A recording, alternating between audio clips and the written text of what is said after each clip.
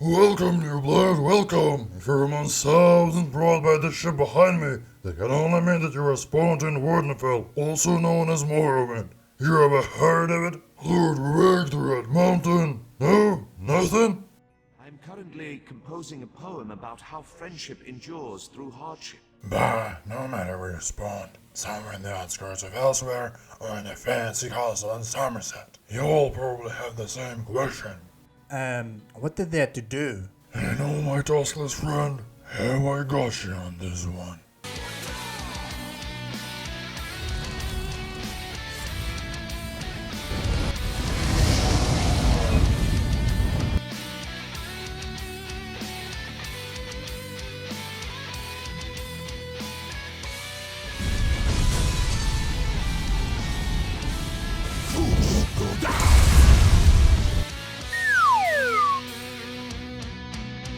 Alright guys, I see you've had enough. No, seriously, stop it. Now listen. And we'll start with dungeons. Well, technically you can start anywhere. But shut up, I'm hosting the show here. Ideally, you need a couple of friends for a dungeon. But in case you're a creep and don't have any, you can always use the group activity finder. On PC, the default key for it is P. Here you can get yourself a random dungeon. First go for the daily bonus experience, or get into a battleground. Sadly, those are only solo for the current patch. We'll discuss those later. Now back to dungeons. And here we've got 3 roles: tank, healer, and damage dealer. Now I assume that you are not a complete goblin and don't need a 5-hour lecture about who does what. You also have a choice between normal and veteran one, or a specific one to your liking.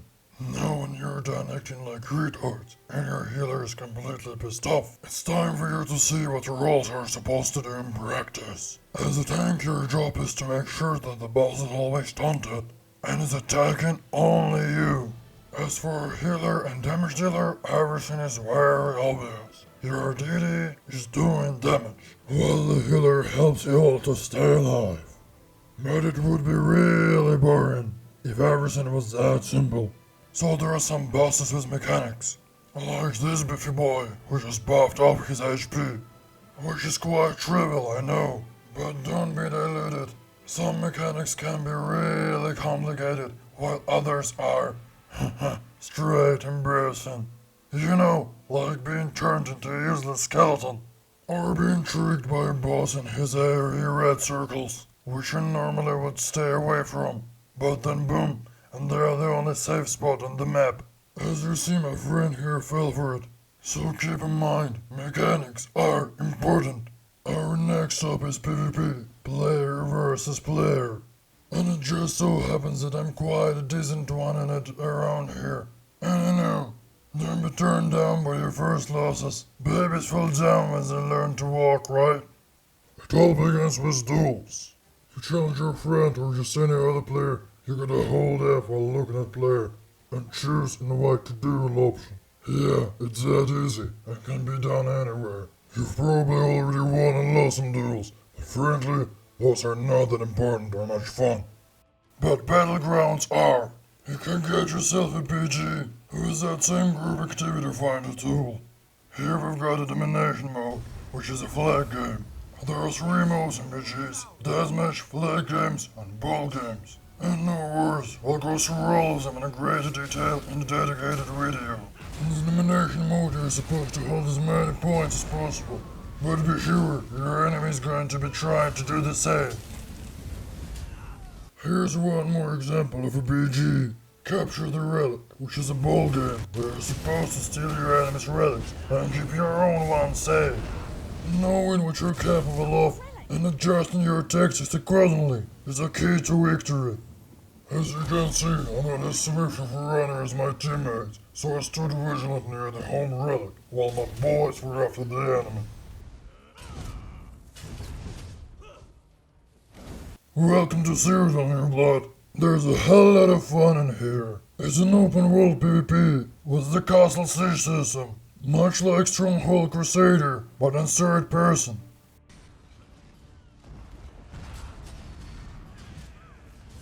To get into battle, you have to press L and choose a campaign, I highly recommend to either go below 50 if you qualify, or to no CP if you've passed level 50 but still relatively fresh. Cyrodiil itself is huge and full of castles and fortresses to fight for, with the Imperial City in its center, but we'll talk about this one in its own video.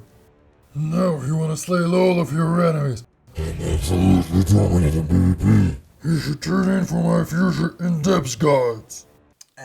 Is the story any good? The story is good, but I'm not going to spoil any of it, so I encourage you to go for it. You should start with the hooded person. You can find her in Volkaldar Orden, Glenumbra Daggerfall, or Stonefall's Damon's Watch. In this game's story you can fight dragons.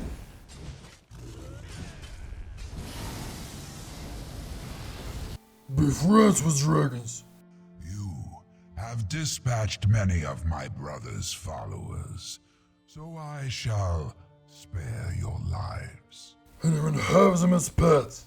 But it's all my liking them dragons. This game has so much more to offer. Awesome character customization is one of those things. You can be a tough orcish brute, or a hardcore nerd berserker. You can be cute tiny wood elf, cool tiger looking Khajiit, or a classy Altmer. Hell, you can even be a dinosaur if you dig Godzilla and stuff. Now that you've spent hours on your no doubt good looking character, it's time to get you dressed up. You're probably wondering, oh, this boy's armor looks so good. Well, to get into all this stuff, you're gonna go to an outfit station. You can find those in every big city. The one I wears is a good example, as it has a bigger icon right here, so it's easier for you to spot it. There's a lot of content in the outfit system, like different armor and weapon styles. Let's take a quick look at some style combos.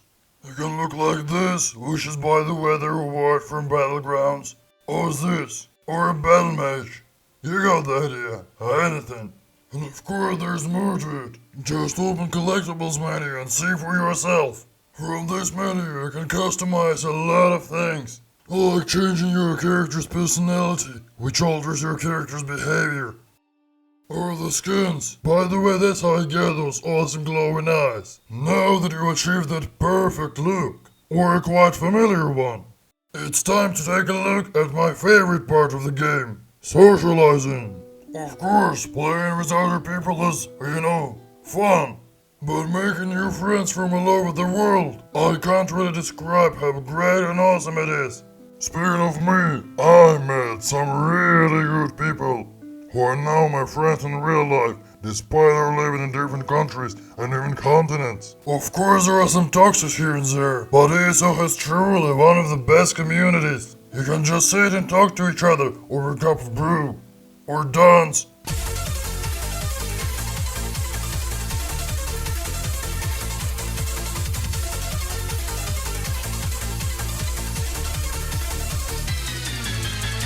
Or do weird stuff when you're just seeking for that PvE, PvP, questing, yada yada. By the way, everything you see here is built by player. We'll get to housing and many other things in the future videos, as this game's content is really overwhelming.